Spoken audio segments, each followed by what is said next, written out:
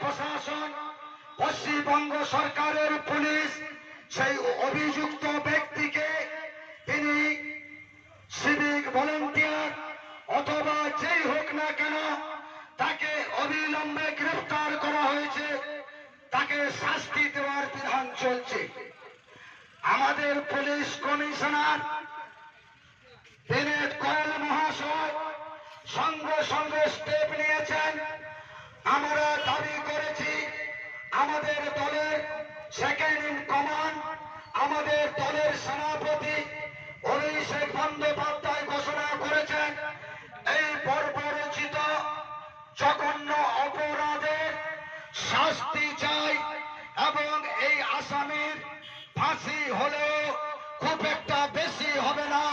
তার থেকে যদি বেশি কিছু শাস্তি থাকে শাস্তি দেওয়া হোক, যাতে মানুষ বুঝতে পারে, যাতে দস্যুরা বুঝতে পারে কোন মায়ের গায়ে হাত দিতে হলে, কোন বোনের গায়ে হাত দিতে হলে আজকের এই ফাঁসির দাবিতে যে আন্দোলন, সেই আন্দোলনের উপরে সে শিউরে উঠতে হয়, সেকে ভাবতে হয় 10 বার যে এইরকম দোষ করলে প্রশাসন, বাংলার মুখ্যমন্ত্রী মমতা বন্দ্যোপাধ্যায় কখনো রেহাই করে না, ছেড়ে কথা বলে না, তাকে উপযুক্ত শাস্তি দিতে পারে। আমরা এই আন্দোলনের সঙ্গে সহমত। আমরা বাংলার তৃণমূল কংগ্রেসের কর্মী, যুব, ছাত্র, ডাক্তার, শিক্ষক